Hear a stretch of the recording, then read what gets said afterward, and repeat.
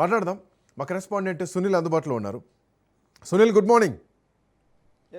తెలంగాణలో రాజకీయ గాలి మారుతోందనుకోవాలా? ఒకవేళ మారితే ఆ పరిణామాలు ఎటువైపు ఉన్నాయి? సో కాంగ్రెస్ పార్టీ దగ్గర అంటే ఏ హోప్స్ ఉన్నాయి? ఇప్పటికీ మేము ప్రజాపాలన అని ముందుకొచ్చినటువంటి కాంగ్రెస్ పార్టీ ప్రజాపాలన దిశగానే నడుస్తోందా? పార్టీలో అంతర్గతంగా చాలా కుమ్ములాటలు నడుస్తున్నాయి. పీసీసీ వర్సెస్ సీఎం అని, లేదంటే మంత్రులు వర్సెస్ మంత్రులని, సో పార్టీ మారినటువంటి ఎమ్మెల్యేలు వర్సెస్ అక్కన్నటువంటి బీఆర్ఎస్ పార్టీ కార్యకర్తలని, రకరకాల ఈక్వేషన్స్తో 2.5 సంవత్సరాలు అయితే గట్టెక్కేసింది. సో వాట్ కాంగ్రెస్ పార్టీ పరిస్థితిని ఎట్లా చూడొచ్చు ఈ 2.5 సంవత్సరాలు? శ్రీకాంత్, 2023 డిసెంబర్ 7వ తేదీన తెలంగాణ రాష్ట్రంలో కాంగ్రెస్ పార్టీ అధికారాన్ని చేజిక్కింది. అధికారంలోకి వచ్చిన కొద్ది రోజుల్లోనే, దాదాపు 2.5 సంవత్సరాల్లోనే ప్రభుత్వంపై కూడా అనేక విమర్శలు కూడా పెద్ద ఎత్తున వస్తున్నటువంటి పరిస్థితి. ముఖ్యంగా మనం ఒక ప్రధాన అంశాలుగా ప్రభుత్వానికి పార్టీకి మధ్య విభేదాలు ఒకటైతే, అదేవిధంగా ప్రభుత్వంలో ఉన్నటువంటి మంత్రులకు ఎమ్మెల్యేలకు సరైనటువంటి సఖ్యత లేకపోవడం మరొకటైతే, మరోవైపు పార్టీ అధికారంలోకి వచ్చే ముందు పార్టీ ఇచ్చినటువంటి 6 గ్యారంటీల అమలుకు సంబంధించిన అంశాలపై కూడా ఈ యొక్క ప్రభుత్వంపై కూడా తీవ్ర విమర్శలు అయితే వెల్లువెత్తుతున్న పరిస్థితి మాత్రం కనవచ్చు. ఎందుకంటే 2.5 సంవత్సరాలు అంటే అధికారంలోకి వచ్చి 100 రోజుల్లోనే అన్ని పథకాలు అమలు చేస్తామని కాంగ్రెస్ పార్టీ అధికారంలోకి వచ్చే ముందు ఏదైతే ప్రజలకు ఇచ్చినటువంటి హామీలో ఇప్పటి వరకు 6 గ్యారంటీల అమలు చేయకపోవడం కొంత ప్రజల్లో మాత్రం నిరాశ వ్యక్తమవుతుంది. కొంత ప్రభుత్వంపై కూడా విమర్శలు తలెత్తున్న పరిస్థితి మాత్రం కనబడుతుంది. ఎందుకంటే ముఖ్యంగా మీరు అన్నట్టు 2.5 సంవత్సరాల్లోనే అతి తక్కువ కాలంలోనే ప్రభుత్వ తీరుపై అత్యంత వ్యతిరేకత వచ్చినటువంటి పార్టీగా కాంగ్రెస్ పార్టీ ఉందని చెప్పవచ్చు. ఎందుకంటే గతంలో బీఆర్ఎస్ ప్రభుత్వం 10 సంవత్సరాలు పనిచేసినప్పుడు కూడా చివరి క్షణంలో కొంత ప్రభుత్వంలో కొంత ఇబ్బందులకర వాతావరణం నెలకొన్న నేపథ్యంలో ప్రజలు కొంత విమర్శలు కురిపించి ఆ ప్రభుత్వాన్ని గద్దె. ఆ తర్వాత కాంగ్రెస్ పార్టీ అధికారంలోకి వచ్చే ముందు ఇచ్చినటువంటి 6 గ్యారెంటీల అమలుకు సంబంధించిన విషయంపై, ఇప్పటికీ వృద్ధులకు సంబంధించిన పింఛన్ల పెంపుకు సంబంధించిన అంశంపై ఇప్పటివరకు 2.5 సంవత్సరాలు అవుతుంది. ఇప్పటివరకు దానిపై ఎలాంటి నిర్ణయం కూడా తీసుకోలేదు. దీంతో పాటు నిరుద్యోగ భృతికి సంబంధించిన అంశం, మరోవైపు ఉద్యోగాలకు సంబంధించిన అంశంపై ఇప్పటివరకు ఎలాంటి నిర్ణయం కూడా తీసుకోలేదు. ఎందుకంటే ఇటీవల కాలంలో మనం సర్నార్లో పెట్టినటువంటి నిరుద్యోగ సభ కావచ్చు, ఆర్టీసీ క్రాస్ రోడ్లో పెద్ద ఎత్తున నిరుద్యోగులు రోడ్ల మీదకి వచ్చి ఆందోళన వ్యక్తం చేస్తున్న తీరు కావచ్చు, కానిస్టేబుల్ 19,000 కానిస్టేబుల్ ఉంటే కేవలం 7,000 కానిస్టేబుల్ వేయడం పట్ల అటు కానిస్టేబుల్ అభ్యర్థుల నిరసన వ్యక్తం చేసిన విషయం కావచ్చు, మంత్రులు వర్సెస్ ఎమ్మెల్యేల కుమ్ములాటకు సంబంధించిన విషయం కావచ్చు, ప్రభుత్వం వర్సెస్ పార్టీకి మధ్య నెలకొన్నటువంటి అంతర్గత విభేదాలు కావచ్చు, ఇవన్నీ కూడా కాంగ్రెస్ పార్టీని ప్రభుత్వాన్ని వెంటాడుతూ వస్తున్నటువంటి పరిస్థితి కనబడుతుంది. దీనిపై ప్రభుత్వం కూడా పునరాలోచన చేస్తుంది. ఇక మిగిలినటువంటి 2 సంవత్సరాలు అంటే లాస్ట్ 6 నెలల్లో మరి ప్రభుత్వం అప్పుడు ఎన్నికల హడావుల్లో ఉంటుంది. కానీ మిగిలినటువంటి ప్రభుత్వం దగ్గర ఉన్నటువంటి ఆప్షన్ కేవలం 2 సంవత్సరాలు మాత్రమే. ఈ 2 సంవత్సరాల్లో మరి ప్రభుత్వం ఇచ్చినటువంటి 6 గ్యారెంటీల అమలు చేస్తుందా లేదా? ఓవైపు కాంగ్రెస్ పార్టీ కావచ్చు, మరి ప్రభుత్వం మాత్రం ఒకటే చెప్తుంది, ఇచ్చినటువంటి 6 గ్యారెంటీల తర్వాత కూడా ఎక్కువగా ఇవ్వనటువంటి హామీలను కూడా అమలు చేశాము అంటూ కూడా కాంగ్రెస్ పార్టీ ప్రభుత్వము చెప్పుకుంటున్నట్టు. కానీ క్షేత్రస్థాయికి వచ్చేసరికి, ముఖ్యంగా గ్రామీణ స్థాయిలో మాత్రము వృద్ధుల పింఛన్లకు సంబంధించిన విషయం కావచ్చు, వికలాంగుల పింఛన్లకు సంబంధించిన విషయం కావచ్చు, వితంతువుల పింఛన్లకు సంబంధించిన విషయం కావచ్చు, ఇలాంటి సంబంధించిన ఇప్పటివరకు పింఛన్ల పెంపు మాత్రం ఎలాంటి నిర్ణయం కూడా తీసుకోలేదు.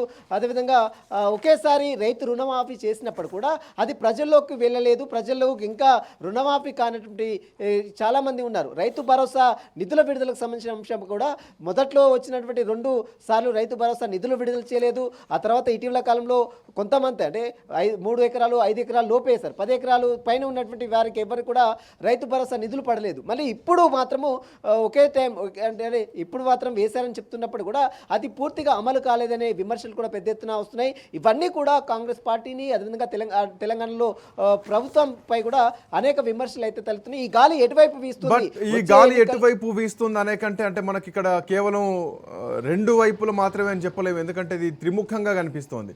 ఇప్పటివరకు అంటే గతంలో 10 ఏళ్ల అధికారం ఉన్నటువంటి బీఆర్ఎస్ పార్టీని గద్దె దింపి అంటే ఒక విసుగుతో ప్రజలు కాంగ్రెస్ పార్టీకి ఓటేసి చాలా బలమైనటువంటి ఆధిక్యాన్ని ఇవ్వడం జరిగింది. బట్ తర్వాత రాను 2.5 సంవత్సరాలకే ఎందుకు మనం గాలి ఎటువైపు తిరుగుతుందని మాట్లాడుకునేటువంటి పరిస్థితి వచ్చింది.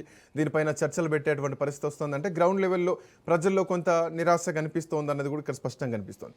బట్ ఈ పోటీలో అనూహ్యంగా బీజేపీ కూడా ఎంటర్ అవ్వడానికి సిద్ధంగా ఉంది. ఎందుకంటే బీజేపీని తక్కువ అంచనా వేయలేం. గతంలో బండి సంజయ్ అధ్యక్షుడిగా ఉన్నప్పుడు జిహెచ్ఎంసీ ఎన్నికల్లో గణనీయమైనటువంటి విజయాన్ని సాధించింది. అర్బన్ ప్రాంతాల్లో భారతీయ జనతా పార్టీకి అవునన్నా కాదన్నా బలం ఉంటుంది. బట్ ఇప్పుడు పుంజుకోవడానికి ఇంకా అవకాశం ఎక్కువగా ఉంటుంది కాబట్టి, ఎందుకంటే దక్షిణాదిన పాగవేయడానికి భారతీయ జనతా పార్టీకి కర్ణాటక తర్వాత మళ్ళీ అంతటి స్కోప్ ఉన్నటువంటి రాష్ట్రం తెలంగాణ రాష్ట్రం మాత్రమే. సో బీజేపీ వ్యూహం ఎట్లా ఉండే ఛాన్సెస్ ఉన్నాయి?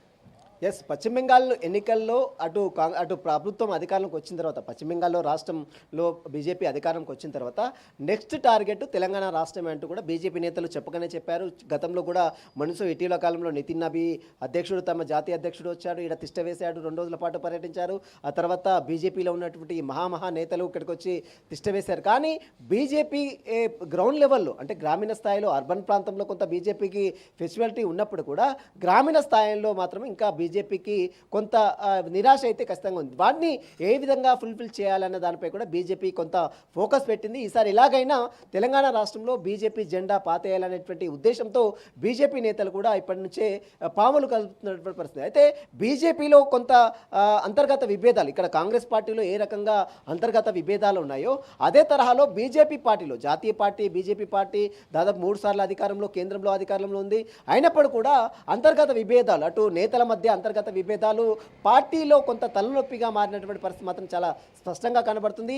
క్షేత్రస్థాయిలో వచ్చేసరికి, గ్రౌండ్ లెవెల్లో వచ్చేసరికి బీజేపీ మంత్రుల మధ్య కావచ్చు, బీజేపీ కేంద్ర మంత్రులు ఉన్నారు, ఇక్కడ 2 కేంద్ర మంత్రులు ఉన్నారు, అటు కిషన్ రెడ్డి కావచ్చు, మరోవైపు బండి సంజయ్ ఉన్నప్పుడు కూడా క్షేత్రస్థాయిలో వారికి మధ్య ఉన్నటువంటి వ్యత్యాసాలు ప్రధాన కారణంగా చెప్పవచ్చు. దీనిపై బీజేపీ పార్టీ పునరాలోచించి ఖచ్చితంగా బీజేపీ పార్టీని అందరినీ కలుపుకొని రానున్న కాలంలో రాష్ట్రంలో బీజేపీ పార్టీ జెండాని పాతేయాలనే ఉద్దేశంతో కలిసికట్టుగా ముందుకెళ్లాలని జాతీయ నేతలు సూచించినప్పుడు కూడా కొంత అంతర్గత విభేదాలు, అటు మనం చూడొచ్చు ఇటీవల కాలంలోనే రాజసింగ్ బయటికి వెళ్ళాడు, అతన్ని సస్పెండ్ చేశారు.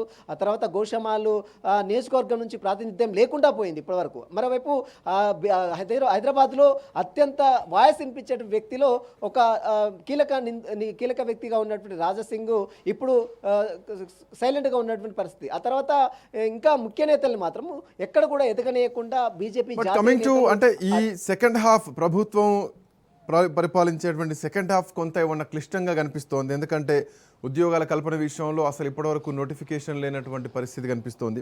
గతంలో వచ్చినటువంటి నోటిఫికేషన్లకు ఎగ్జామ్స్ కండక్ట్ చేయడం వేరు, ప్రభుత్వం కొత్తగా జాబ్ క్యాలెండర్ రిలీజ్ చేయడం వేరు. సో ఇప్పటివరకు ఈవెన్ పోలీస్ డిపార్ట్మెంట్లో మొన్న నోటిఫికేషన్లో కూడా పూర్తి స్థాయి 19,000 పైచిలకు కానిస్టేబుల్ నియామకాలు చేపట్టినటువంటి సిచ్యువేషన్ కూడా లేదు. అంటే యువతలో ఎట్లాంటి పరిస్థితి ఉంది? ఎందుకంటే ఇప్పుడు ఓటర్లంతా కూడా ఆల్మోస్ట్ వాళ్ళే. మన బంకిపూర్ బీహార్లో ఎన్నికలు చూసుకుంటే బీజేపీ మీద ఉన్నటువంటి వ్యతిరేకత అనూహ్యంగా ప్రశాంత్ కిషోర్ వైపు టర్న్ అయింది. ఎందుకంటే యువతలో 30% ఓటర్లు ఆ నియోజకవర్గంలో ప్రశాంత్ కిషోర్ వైపు చూశారు, కొత్తదనం వైపు చూశారు. సో ఇక్కడ ప్రభుత్వాల విషయంలో కానీ, లేదంటే ప్రైవేట్ రంగానికి సంబంధించినటువంటి విషయంలో కానీ, విద్యకు సంబంధించినటువంటి విషయంలో కానీ, ఉపాధి సంబంధించినటువంటి విషయంలో కానీ, సో ఇవన్నీ కూడా పొలిటికల్ ప్రయారిటీ అంశాలే. సో ఈ విషయాల్లో కాంగ్రెస్ పార్టీ కొన్ని సవాళ్ళు ఎదుర్కొంటుంది అనుకోవచ్చా? ఎస్, ఖచ్చితంగా. ఎందుకంటే ఇటీవల కాలంలో మనం చూస్తాం నీట్ పేపర్ లీకేజ్ సంబంధించిన విషయంలో జంజీ ఉద్యమం ఏ రకంగా సాగింది, కేంద్ర మంత్రి ధర్మేంద్ర ప్రధాన్ ఏ రకంగా ఆ జంజీ ఉద్యమంతో రాజీనామా చేశారో ఇవన్నీ కూడా చూసాం. అయితే తెలంగాణ రాష్ట్రంలో కూడా జంజీ చుట్టూ ఈ పాలిటిక్స్ జరుగుతున్నాయనేది మనకు చాలా స్పష్టంగా అర్థమవుతుంది. ఇప్పటికే అటు రాష్ట్ర ముఖ్యమంత్రి రేవంత్ రెడ్డి జంజీ ఉద్యమాన్ని భుజాల మీద వేసుకొని ముందుకు వెళ్తానని చెప్పాడు. ఆ తర్వాత బీఆర్ఎస్లో ఉన్నప్పుడు కేటీఆర్ సైతం జంజీని సపోర్ట్ చేయడం, ఇదంతా కూడా జంజీ సపోర్ట్గా అనే రానున్నటి కాలంలో ఎన్నికలకు వెళ్లే దిశగా ఉద్యమం సాగే అవకాశం ఉంది. అయితే ముఖ్యంగా మనం చూడొచ్చు, మీరన్నట్టు నిరుద్యోగులకు సంబంధించిన విషయంలో కొంత విమర్శలు ఉన్నాయి. ఎందుకంటే 19,000 కానిస్టేబుల్ ఉద్యోగాలు ఉంటే అంత కేవలం 7,000 వేశారు. కానీ వారు కూడా ఇటీవల కాలంలో రోడ్ల మీదకి వచ్చి ఆందోళన వ్యక్తం చేశారు. ఆ తర్వాత సరూర్నగర్లో జరిగినటువంటి నిరుద్యోగ మహాగర్జన సభలో కూడా కొంత నిరుద్యోగులు చాలామంది హాజరయ్యారు. ఇప్పటివరకు జాబ్ క్యాలెండర్ అన్నారు, జాబ్ క్యాలెండర్ ఇంతవరకు వేయలేదు.